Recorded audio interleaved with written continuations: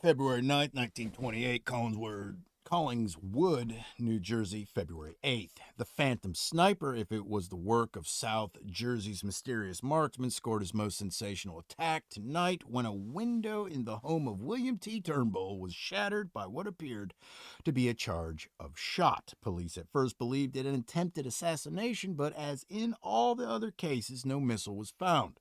Turnbull, a Philadelphia stockbroker and a former president of the Collingswood Borough Council who was seated near the window reading, was spattered with glass. He said that an automobile had stopped in front of the house a few minutes before. The absence of any grains of shot added to the mystery.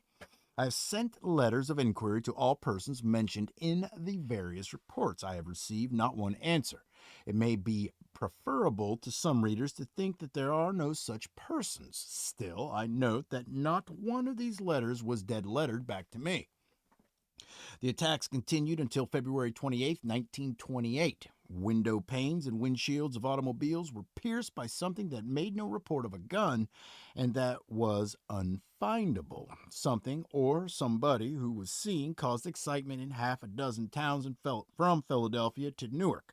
Even if I could persuade myself that I am over fanciful in my own notions, the seemingly veritable stories of the existence of a missileless gun would be interesting. Authorities in Jersey towns, noting the range of the malefactor, were especially watchful of motorists, but it is my notion that he had no need for anything on wheels in which to do his traveling. I noticed a similar range in the doings in England in April and May 1927.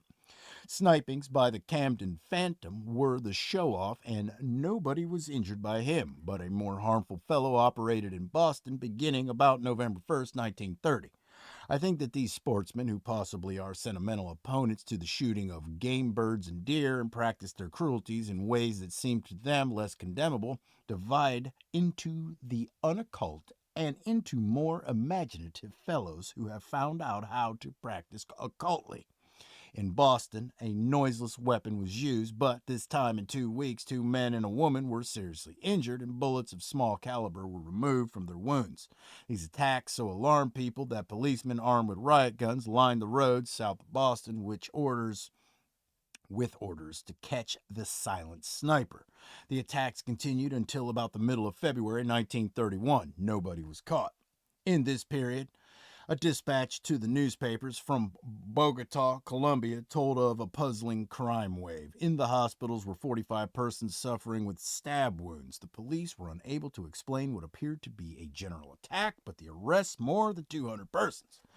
Another occurrence of phantom bullets in the state of New Jersey was told of in the New York Herald, February 2nd, 1916. Mr. and Mrs. Charles F. Rep of Glassboro, New Jersey, had been fired upon by phantom bullets. This was a special attack upon one house. There were sounds of breaking glass and bullet holes were found in the window panes, but nothing beyond the window panes was marked. It is such a circumstance as was told of in accounts of the Camden sniper. It is as if somebody fired not only with a missileless gun or with invisible bullets, as if were ah, but as if with intent only to perforate windows and with the effects controlled by and limited by his intent. Consequently, instead of thinking of a shooting at window panes, I tend simply to think that holes appeared in window glass. Nobody in the house was injured, but Mr. and Mrs. Rep were terrified and they fled. Members of the township committee investigated and they reported that, though no bullets were findable, the windows were broken, much as a window usually is when a bullet crashes through it. That's the story of witness I.C. Soddy and Howard R. Moore were mentioned. I sent letters of inquiry to all persons whose names were given and received not one reply. There are several ways of explaining. One is that it is probable that persons who have experiences such as those told of in this book receive so many crank letters that they answer none. Dear me, once upon a time I enjoyed the sense of amusement and superiority towards cranks, and now here I am, a crank myself. Like most writers, I have the moralist somewhere in my composition, and here I warn, take care, O reader, with whom you are amused, unless you enjoy laughing at yourself. It seems to me doubtful that a woman could go along Upper Broadway and jab with a pin hat 5 men and a woman before being caught. There has been a gathering of suggestions of not ordinary woundings. In Lloyd's Weekly News, London, February 21st, 1909, there was an account of a panic in Berlin.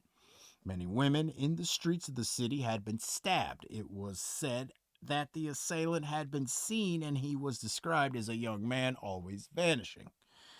If he was seen, he is another of the uncatchables. In this newspaper of February 23rd, it is said that 73 women had been stabbed, all except 4 of them not seriously.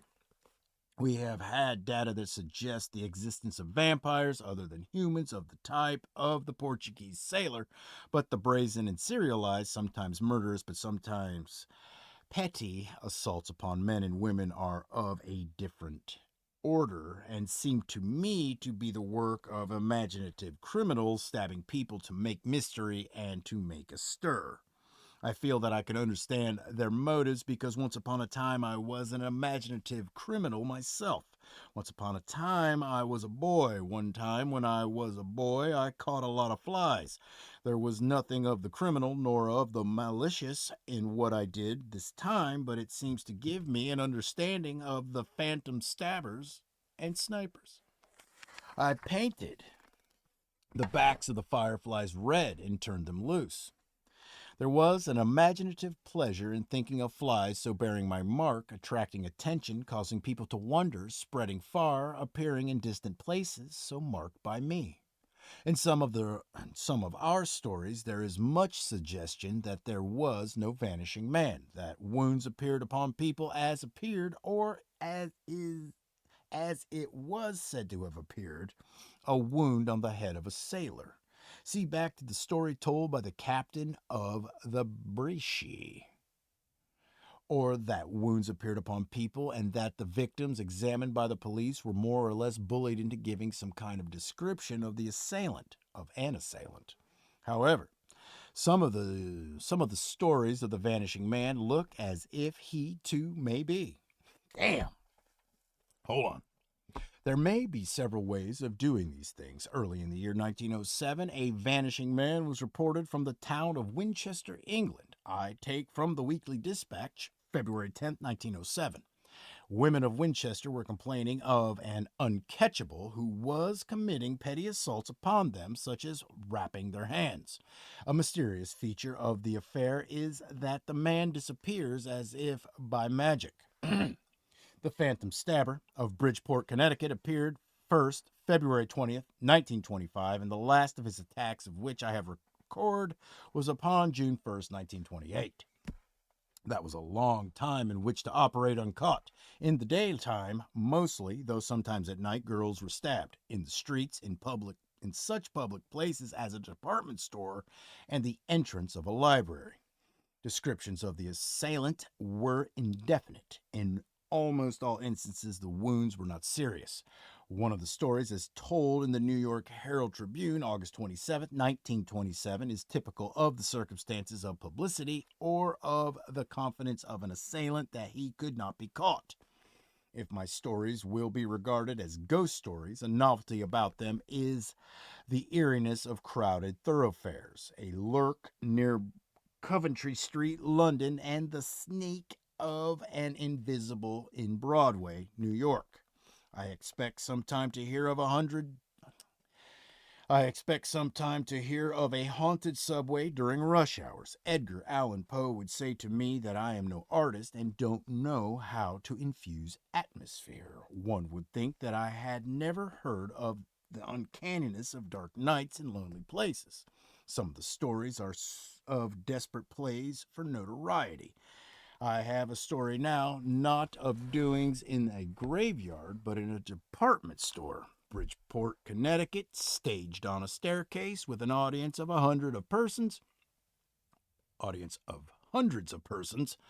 There was a very theatrical performance. A review of this melodrama was published in the Herald Tribune. The stabber, who has terrorized Bridgeport for the last 30 months, suddenly appeared this afternoon and claimed his 23rd victim in a crowded downtown department store. The victim was Isabella Pelkshire, 14, 539 Main Street, messenger girl employed in the D.M. Reed store. The girl was stabbed in the store where she was employed.